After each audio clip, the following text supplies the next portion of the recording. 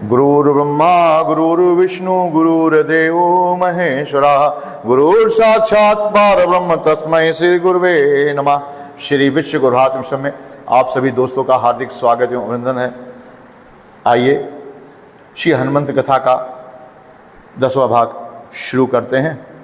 श्री रामचंद्र कृपाल भजमन हरण भव भय दारुणम नौ कंज लोचन कंज मुख कर कंज पति कंजारुणम कंदर्प अगणित अमित छवि नौ नील नीरज सुंदरम पट पीत मानव तटित रुचि सुचि नौमि जनक सुतावरम। सियावर रामचंद्र की जय, पवन सुत हनुमान की जय, उमापति महादेव की जय। श्री हनुमान जी ने माँ जानकी को समझा बुझा करके बहुत प्रकार से धीरज दिया कि हे माँ तुम परेशान मत हो, और मैं जा कर के प्रभु को लेकर के यहाँ आता हूँ। और फिर उनके चरणों में सिर निवा करके वहाँ से रामादल के लिए प्रस्थान करते हैं। चलते समय उन्होंने महाध्वनि की गर्जना की, जिससे सुनकर राक्षसों के स्त्रियों के गर्भ गिरने लगे। समुद्र लांघ कर वह इस पार आए और जोर से किलकिला करके हर्ष ध्वनि किया। हनुमान जी को देख करके सब हर्षित हो गए। तब बानरों ने अपना नया जन्म समझा। हनुमान जी प्रसन्न हैं, इसका मतलब काम हो गया है। अब सब बानर चल करके सुग्रीव के पास आते हैं और सुग्रीव के शरणों में सिर निवा करके कहते हैं, कपिराज सुग्रीव सभी से बड़े प्रेम से मिलते हैं। तब बानर उनसे कहते हैं, श्री हनुमान जी की कृपा से ये विशेष कार्य हुआ है। नाथ काज किन्हें हनुमाना राखे सकल कपन के प्राणा। हे नाथ, हनुमान जी ने जो कार्य किया है उन सब हम बानरों के प्राण बच गए हैं। यह सुन के सुग्रीव बहुत प्रसन्न हो जाते हैं और सब बानरों सहित रघुनाथ जी के पास जाते हैं। राम जी ने सब बानरों को साथ आया दे करके हर्षित हो जाते हैं और सब बानर उनको चरण स्पर्श करते हैं, उनको प्रणाम करते हैं। दया की राशि श्री हनुमान जी सबसे प्रेम सहित गले लगकर मिले और सबका हालचाल पूछा। जामवंत कह सुन रघुराया जा पर नाथ करहु तुम दाया ताहि सदा शुभ कुशल निरंतर सुर नर मुन प्रसन्नता ऊपर। जामो जी ने कहा, हे रघुनाथ जी सुनिए, हे नाथ, जिस पर आप दया करते हैं उसे सदा कल्याण और निरंतर कुशल बना रहता है। देवता मनुष्य मुनि सभी प्रसन्न होते हैं। वही विजयी है, वही विनयी है, वही गुणों का समुद्र है जिस पर आपकी कृपा है प्रभु। नाथ पवन सुत किन्हीं जो करेनी सास मुख नाहे जाए जो बननी पवन तनय के चरित्र सुहाए जामवंत रघुपति सुनाए। हे नाथ, पवन पुत्र हनुमान ने जो करनी की है उसे 1000 मुख से भी वर्णन नहीं किया जा सकता है। तब जामवंत जी ने श्री हनुमान जी का सुंदर चरित्र रघुनाथ जी से कह सुनाया। सुनत कृपा निध मन अति भाए पुनि हनुमान हरस ही लाए कहूँ तात कही भात जान की रहित करित रक्षा सु प्राण की। यह सुनने पर कृपा निधि श्री रामचंद्र की मन को बड़ा अच्छा लगा और हर्षित होकर के उन्होंने श्री हनुमान जी को हृदय से लगा लिया।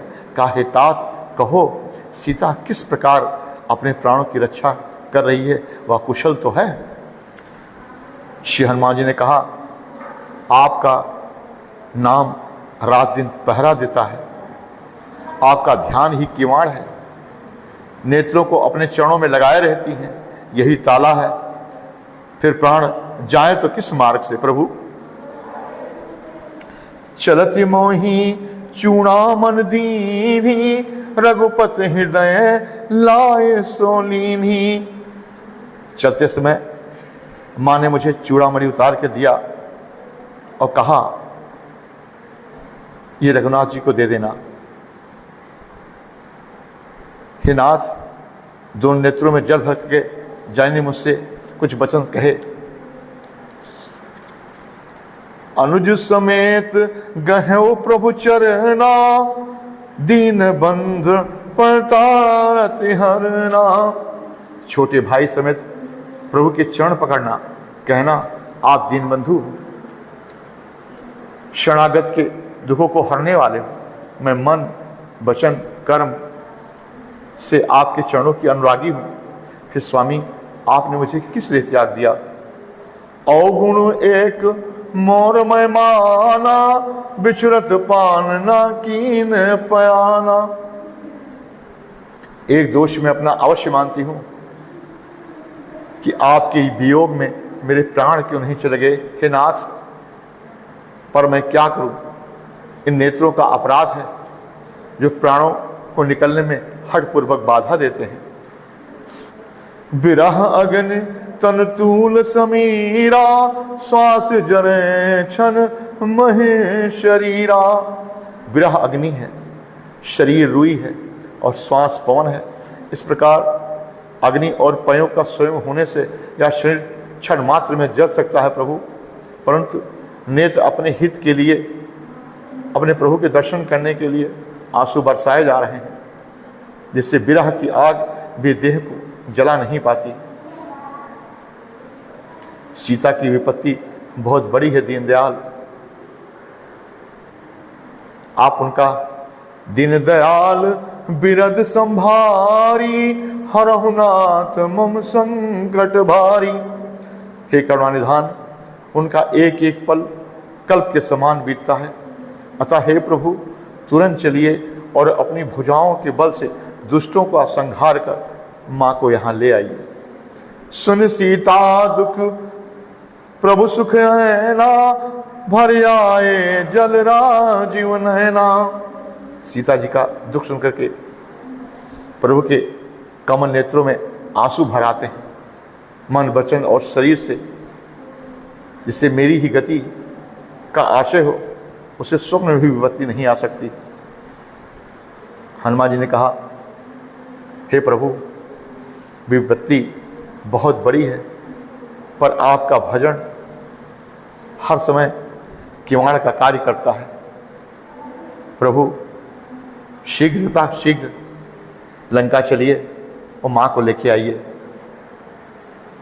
तो भगवान कहने लगे, हे हनुमान, सुनि कपि तो ही समान उपकारी, नहीं कोई सुर नर मुन तनुधारी। प्रति उपकार करो का तोरा, सन्मुख होई ना सकत मन मोरा। हे हनुमान, तुम्हारे समान मेरा कोई उपकारी देवता, मनुष्य और कोई शरीरधारी नहीं। मैं तुम्हारा उपकार कभी नहीं चुका सकता। हे पुत्र, सुनो, मैंने खूब विचार करके देख लिया है, मैं तुझसे उड़े नहीं हो सकता। देवताओं के रक्षक प्रभु बार बार हनुमान जी को देकर के नेत्रों में प्रेमाशु जल भर करके श्री हनुमान जी को गले लगा लेते हैं। प्रभु उनको बार बार, श्री हनुमान जी दौड़ करके उनके चरणों में गिर जाते हैं। हे प्रभु, मेरी रक्षा करो, मेरी रक्षा करो प्रभु। प्रभु उनको बार बार उठाना चाहते हैं, परंतु प्रेमाग्नि में डूबे हुए श्री हनुमान जी के चरणों से उठते ही नहीं। बार बार प्रभु चाहे उठावा, प्रेम मगन तहि उठबो न भावा। सावधान मन करि पुन शंकर, लागे कहन कथा यति सुंदर। कपि उठाए प्रभु हृदय लगावा, कर गहि परम निकट बैठावा। फिर मन में सावधान होकर के शंकर जी अत्यंत सुंदर बात कहने लगे कि हनुमान जी उनके चरणों से उठना नहीं चाहते, लेकिन प्रभु ने बलपूर्वक पकड़ करके उनको अपने निकट बैठा लिया। कहा, हे तात, बताओ, रावण के द्वारा सुरक्षित लंका और उनके बड़े बड़े बांके किले तुमने किस प्रकार जलाए। तब हनुमान जी अभिमान रहित वचन में बोले, शाखा मृग कै बड़े मनुसाई, शाखा ते शाखा पर जाई। बंदर का बस यही बड़ा पुरुषार्थ है प्रभु कि एक डाली से दूसरी डाली पर जा सकता है। मैंने जो समुद्र लांघ कर सोने का नगर जलाया और राक्षसों को मारकर अशोक वाटिका को उजाड़ा, यह सब आपके ही चरणों का प्रताप है नाथ, इसमें मेरी कोई बड़ाई नहीं। जिस पर आप प्रसन्न होते हैं वह कठिन से कठिन कार्य भी कर ले जाता है प्रभु। हे नाथ, मुझे अत्यंत सुख देने वाली अपनी निश्चल भक्ति कृपा करके दीजिए। हनुमान जी ने अत्यंत सरल वाणी सुन के श्री रामचंद्र जी कहा, एवं मस्त उमा राम स्वभाव जहि जाना, ताहि भजन तजि भाव न आना। हे उमा, जिसने श्री रामचंद्र का स्वभाव जान लिया उसे भजन छोड़कर दूसरी बात ही नहीं सुहाती। या स्वामी सेवा का संवाद जिसके हृदय में आ गया वही श्री हनुमान जी के चरणों का दास हो गया। प्रभु के वचन सुनकर बानर कहने लगे, कृपाल आनंद कंद श्री रामचंद्र जी की जय हो, जय हो, जय हो। श्री हनुमान जी ने कपिराज सुग्रीव को पास बुलाया और कहा, चलने की तैयारी करो। बानरराज सुग्रीव ने शीघ्र ही बानरों को बुलाया। सेनापतियों का समूह आ गया। बानर भालों का झुंड अनेक रंगों का है, उसमें अतुलनीय बल है। प्रभु पद पंकज नहव शीसा, गरजय भालु महाबल कीसा। देखी राम सकल कप सेना, चितहि कृपा करि राजीव नयना। वे प्रभु के चरण कमलों में सिर नवाते हैं।